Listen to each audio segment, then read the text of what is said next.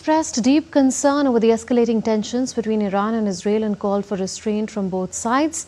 The Ministry of External Affairs issued a statement urging diplomatic efforts to de-escalate the situation. The ministry said that India is deeply concerned at the recent developments between Iran and Israel and is closely monitoring the evolving situation, including reports related to attacks on nuclear sites. India has urged both nations to avoid further escalation and instead engage through established diplomatic channels. And our correspondent Shubhendu Ghosh is now joining us from West Asia. Shubhendu, did you see this escalation coming and what could happen next? Well, Munmun, it is indeed an unprecedented development as far as the deterioration of relations between Israel and Iran are concerned. But whether it was in the making, one shouldn't be surprised. Both Iran and Israel are sworn enemies of one another. They've been, for years, Netanyahu in particular has warned Iran about its nuclear program. It says that Israel is directly vulnerable to any nuclear ambitions that Iran has had. But what we have to see is the timing when these attacks are taking place, at a time when Iran-United States talks, nuclear talks have been progressing, although they did not meet any expected end, but there was a growing cautious optimism that both United States, which is the closest ally of Israel, and Iran, respectively, they said that there was a certain positive momentum to that. In the middle of it, Israel decides to target specifically the nuclear enrichment facilities. Natanz city in Iran is where these are located. What were targeted were also some of the key military installations, ballistic missile factories in and around Tehran. Asfan's, Tabriz are some of the cities that we are learning about that had been the target. So the timing of it at a time when United States, in fact, was trying to focus on talks and making diplomacy the way forward to curb Iran's nuclear ambition, this attack definitely increases the gulf into a chasm as far as the gap and the differences between Israel, US allies and Iran are concerned.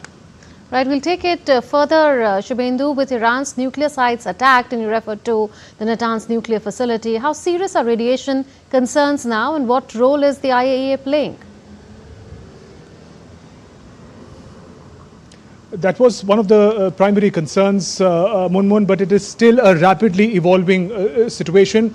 We're just still getting perspectives to the sources. Iranian sources say that in Natanz, most of the enrichment facilities are deep underground, and these attacks that have taken place by Israel have in fact done very little damage in terms of the real nuclear infrastructure is concerned. The damage is mostly limited to the surface. But remember, Israel had also said that this was not like a one-day conflict or one-off attacks, and several rounds of these attacks would continue under the operation to make sure that the nuclear facility, the enrichment facility, the ballistic missile facility of Iran is completely neutralized. So in that sense, as of now, no report as such of a nuclear radiation leak.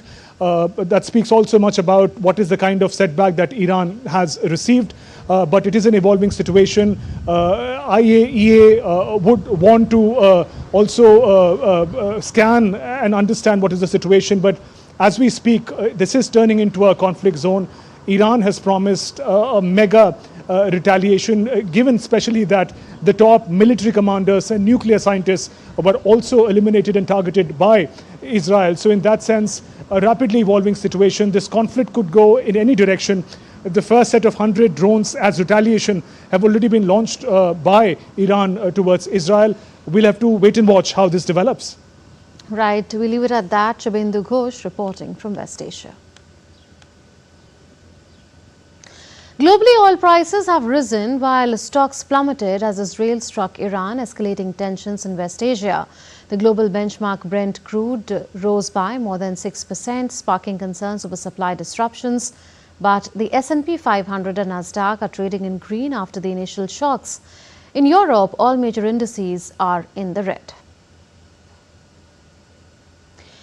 An American appeals court on Thursday temporarily allowed President Donald Trump to continue deploying National Guard troops in Los Angeles during ongoing protests against intensified immigration enforcement.